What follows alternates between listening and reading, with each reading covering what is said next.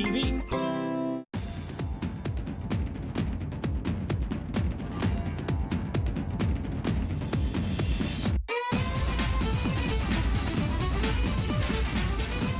Hello, everyone, and welcome to another episode of Out of the Fog. I'm your host, Laurabe, and on today's episode, we're going to get a little bit creative.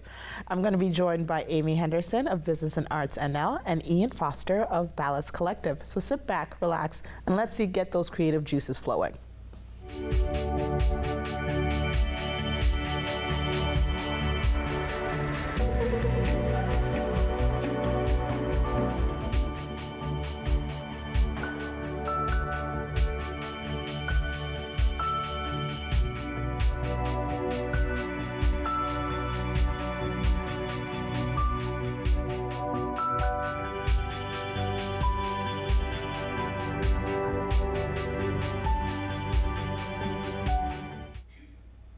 Welcome back, everyone. I'm now joined by Amy Henderson, who is the Executive Director of Business and Arts NL. Amy, I'm so glad to have you. Thank you. Thanks for having me. So I know what Business and Arts NL is, but some of our viewers might not know. So I guess before we dive into all the cool stuff going on with your organization, let's start with what's Business and Arts NL. Yeah, sure.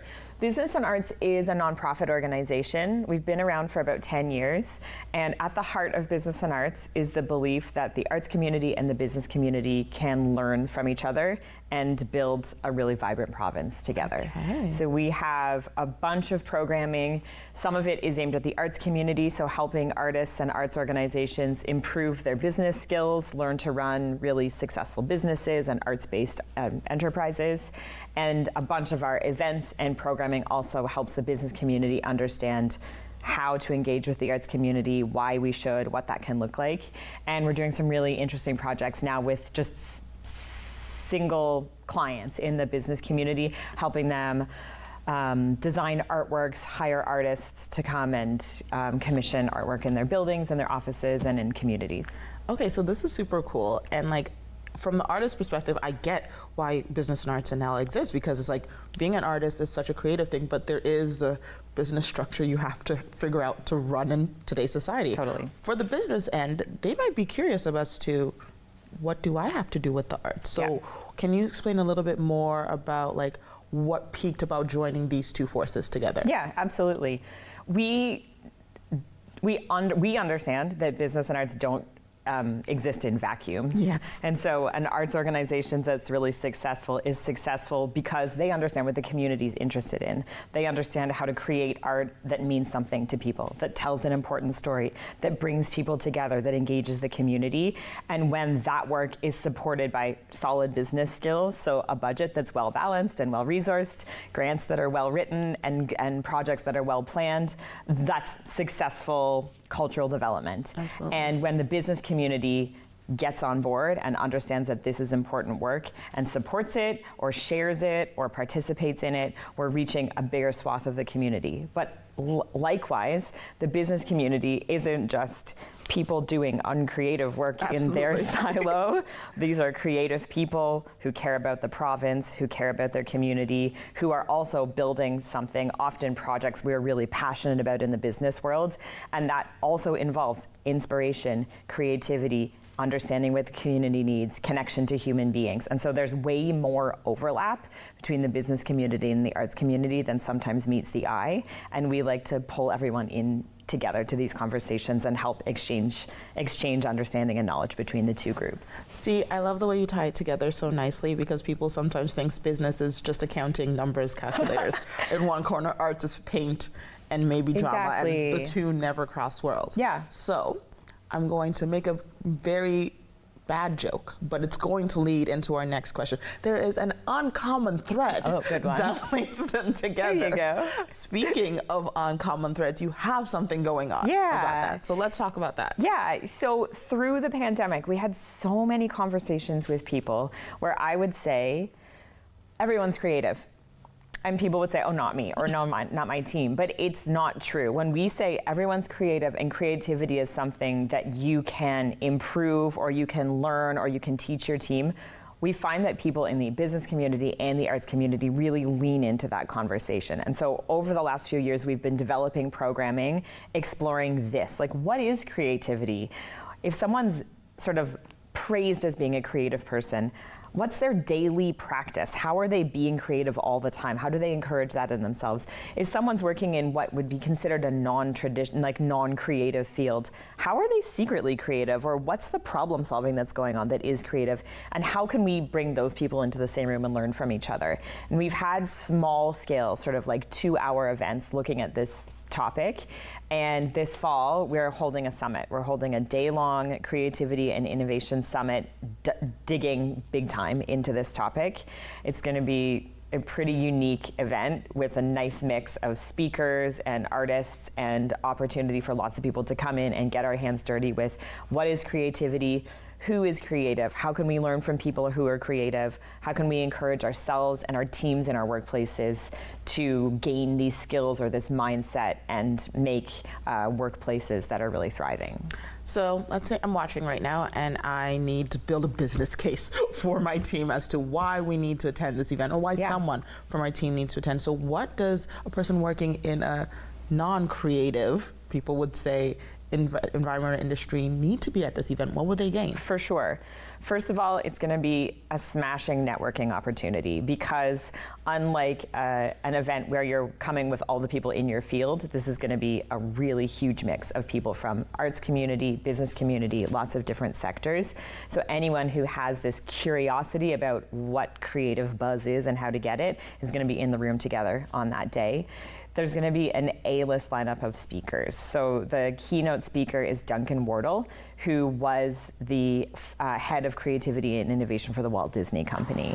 And now he runs a firm called Ideate, and he talks about embedding creativity into teams and encouraging creativity in individuals. So we're really excited to hear from Duncan.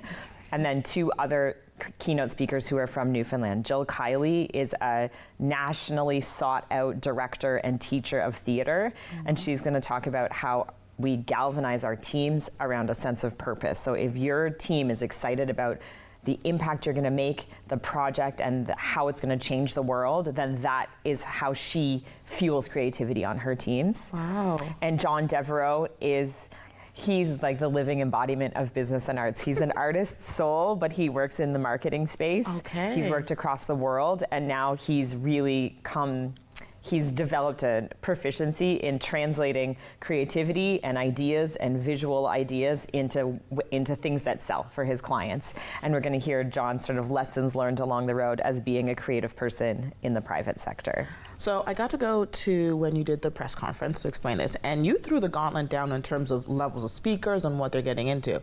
But this is not just a sit and listen to people kind of event. Yeah. There are some hands-on activities. For so sure. What do we have in store that way? Yeah, so we are Business and Arts NL. We can't have an event that doesn't have really, really equal voices from the business community and the arts community. And so we developed an artist in residence program for the summit. We put out a call to the arts community asking for submissions of ideas of performances, artworks, experiences that delegates who come to the summit can either watch and participate in, or even get their hands dirty if that's something that's interesting. We had 96 submissions from across the arts community, which was really, really thrilling to see, but also really hard decision to make. Yeah. And so we picked 3 artist residents, so 3 speakers and 3 resident artists. And the resident artists are creating works of art and experiences and performances just for the summit. Wow. So you'll hear a little later about Ballast Collective and their performance. There are going to be augmented reality pieces of art that we can view with iPads and with our phones and interact with. And then there's going to be something created in the space as the day's going on, a textile work representing a School of Capelin and Annette, and that's going to transform as the day goes on, and participants will have a chance to sort of have their hand in building a piece of artwork over the course of the day. Okay, so now my interest is piqued. I need to be here and be part of this. So when is this happening? November 7th, full day. We're at the Sheraton in St. John's. I think it's going to be pretty smashing event. It sounds like it. Yeah. So if we want to sign up, to register, get tickets, how do we get to be part of this? Probably the easiest way is to hit our website, which is businessandartsnl.com. There are lots of ways to find the event on that website or follow us on social media. Absolutely. So if for some chance that our schedule doesn't align and we don't get to be part of this particular event. How else can people get involved with Business and Arts? For sure. We have a really regular mailing list, so that's an easy way. Every week we tell a story about a fruitful partnership between arts and business in the community across the province. So signing up for that newsletter is a great way to get involved. We're a membership-based organization, so individuals, artists, businesses can all buy a membership and make sure you're getting first access to opportunities and events as they come up.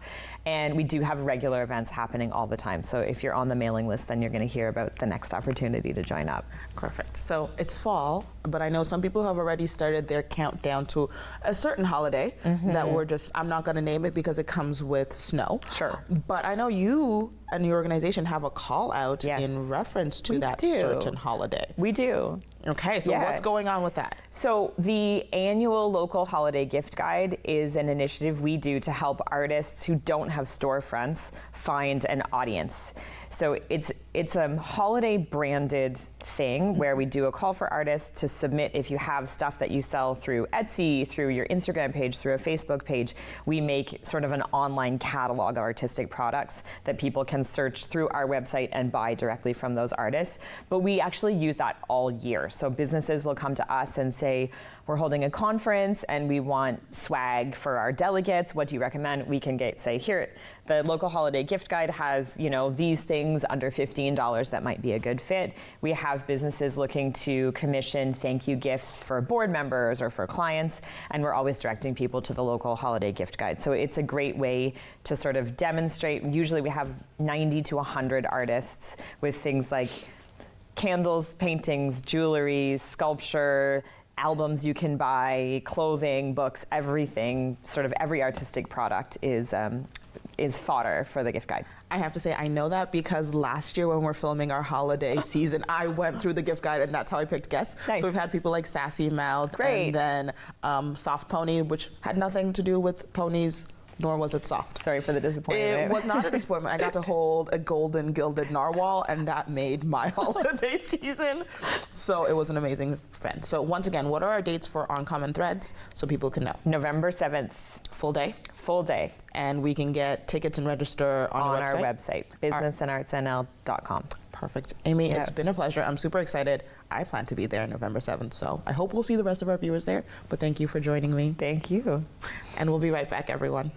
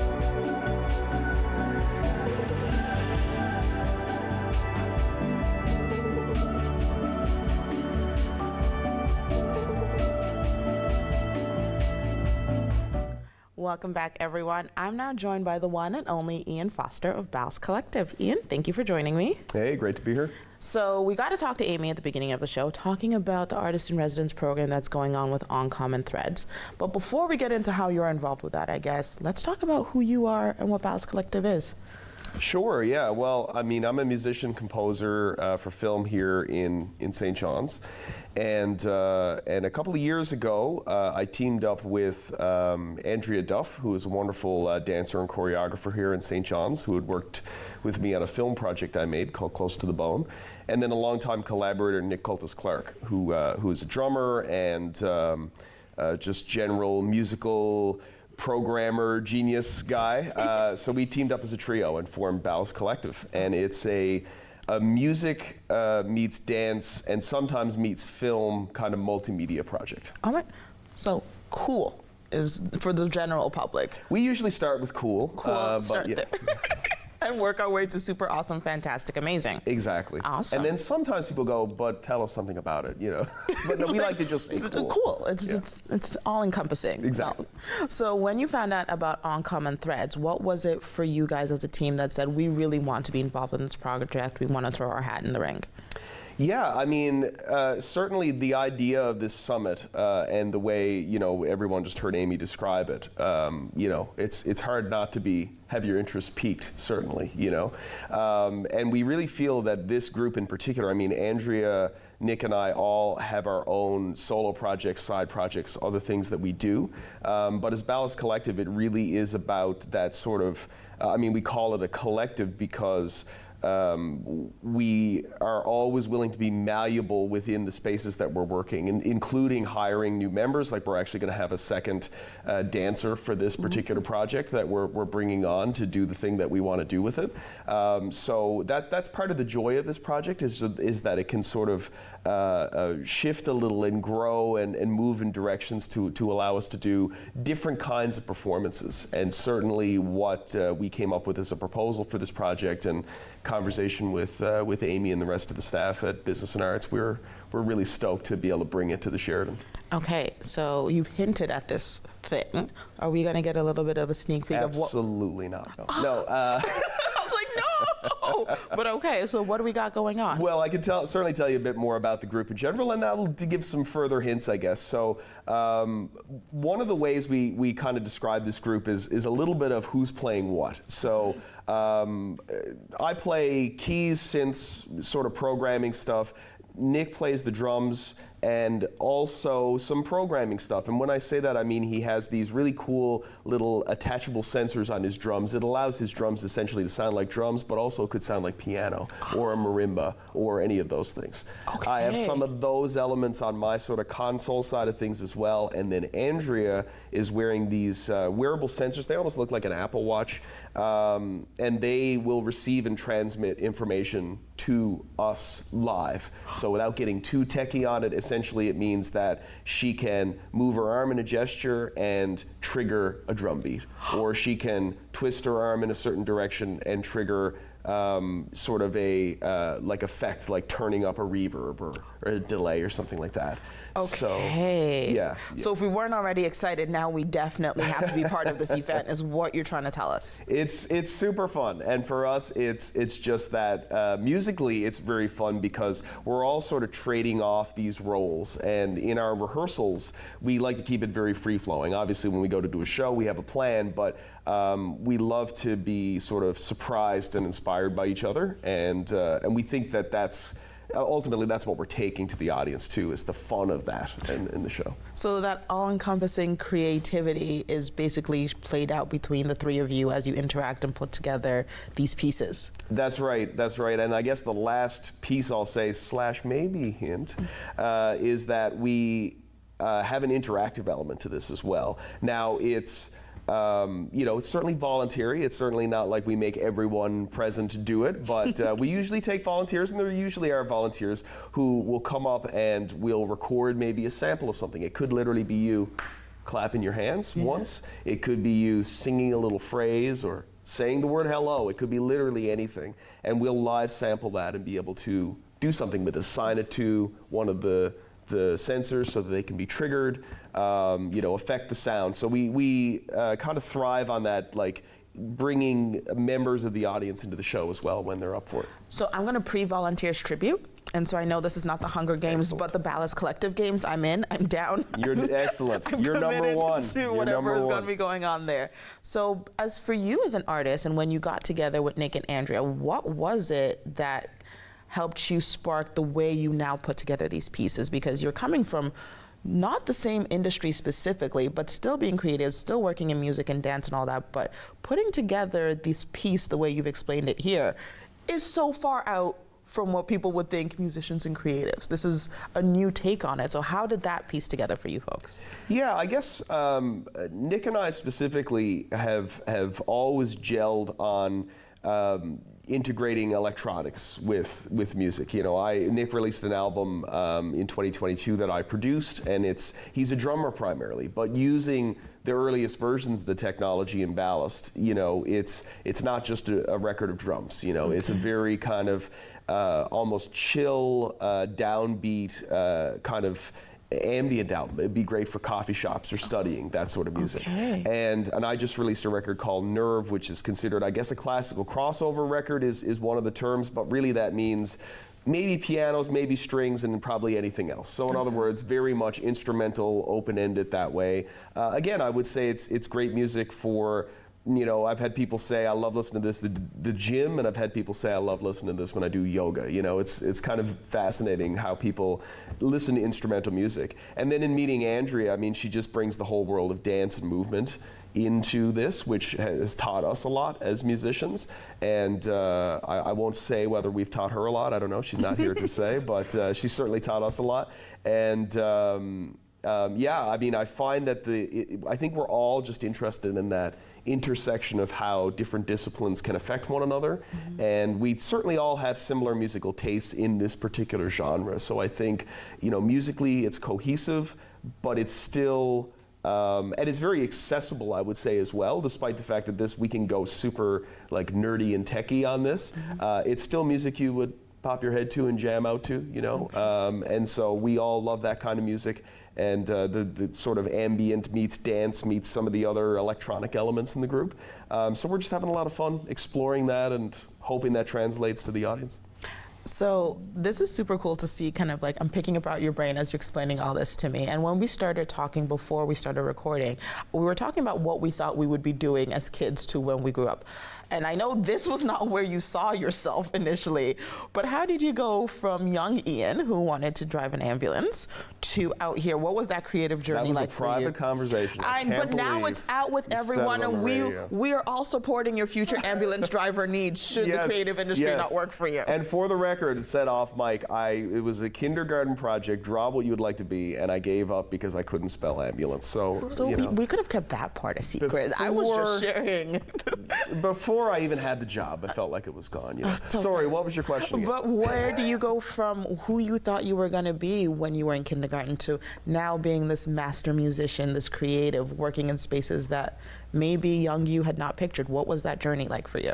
Yeah, I mean, certainly my musical journey, I've said this a couple of times. I used to go into the Radio Shack when it was still Radio Shack and play all the keyboards till they told me to stop. You know, and that was sort of the earliest memory I have, where my parents took that as a good sign instead of a bad one and went, we should probably get this kid a keyboard, you know? And so I guess from the earliest time I was like just interested in sounds, you know? I was like, oh, that's cool, you know, not just playing the keyboard, but pressing the different drum presets and just doing the thing that kids do, you know? So that was always a through line in my life, and I did an English and history degree. I was thinking about going into journalism, but when I was sort of hit that, you know, end of the degree at MUN, you know, about to apply for the next step, I really did that soul-searching thing that a lot of people at that age do, and sort of went, you know, everything has always been about music for like most of my life, you know, so that's when I took the leap, essentially, to move into that. And I've been lucky since to, you know, I guess I've also kind of framed it this way, that I keep trying to be interested in the C chord. You know, when I was a little kid, I'd play a C chord on the piano, like a very basic chord, and go, wow, that sounds amazing. And then maybe like I'd pick up a guitar and strum a C chord and go, wow, that's amazing. And then I bought like a delay pedal and strummed it for the first time and was like, wow, a C chord, amazing. So I kind of joke to people that even though I've learned so much more about music since I was a little kid, I'm still just trying to keep that very basic passionate that, wow, a C chord, interesting. And it's funny because when we first worked with Ballast with Andrea and we got those sensors and we did something, I think it was probably like something like a C chord where she like triggered the sound, and Nick and I were like, wow, amazing. And so it's still, luckily, still get to be like rediscover that passion, over and over again. Awesome. So we saw where you started. We see where you are. If you look in the future dreaming, what do you see either as the future for Ballast Collective, or what new things do you hope to figure out in this musical creative journey for yourself? Yeah, well, I mean, for Ballast, I think the three of us agree that we're still probably about 1.5 to 2 years in now of exploring this, because this technology definitely took a while to that we could kind of get comfortable with it and really understand how it can be implemented. And in many ways, I feel like we're still at the bottom of that mountain, in a great way. Like, we've certainly come very far in the last 1.5 years or so. But we still feel like there's so much more to explore, like the applications of kind of what I described to you earlier and stuff. And then the fact that it's a collective, like I said, it's sort of, we did that on purpose to leave the future as open as possible. We want to collaborate with others. We have a couple of projects coming up. We're doing one with Lynn Panting for a VR project that's coming up that we're very excited about. And a few other things as well in the new year. So yeah, future looks bright. So keep an eye out for Ballast Collective on all our socials and on the music scene. We're on Facebook and YouTube. Okay. Definitely check us out there. And yeah, we'll see you all November 7th. Sounds good. I still pre-sign up to be a volunteer. You're there. Okay, perfect. Well, thank you so much for joining me, Ian. It's been amazing getting to chat with you. Yeah, thanks. And we'll be right back, everyone. Your opinion matters, and we want to hear from you. Get in touch with us using our viewer feedback line, your direct connection to shaping the shows you love. It's easy. Just grab your phone, scan the QR code on your screen, and take our quick survey. Share your thoughts, and let's make your viewing experience even better. I want to give a very special thank you to all of you for tuning in yet again. Thank you to Amy Henderson for joining us to show us how the business world and the arts world can come together with some uncommon threads. And thank you to Ian Foster of Ballast Collective for showing us how creativity in music and dance can be sparked with just a C chord. So make sure you can check out what's going on with business and arts and the Uncommon Thread Summit. Check out businessandartsnl.com and you can find out how you can get your tickets to the Uncommon Thread Summit. And I can't wait to see you all again next time. This program is brought to you by Ignite TV. Now you're in command. Visit Rogers.com for more details.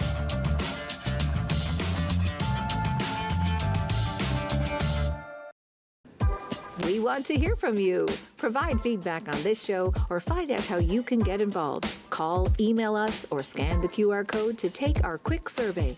Sports fans know Sundays are for football. That's why you need NFL Sunday Ticket. With NFL Sunday Ticket, Rogers customers get every live game, every Sunday afternoon, all season long. Follow your favorite teams and players live in HD.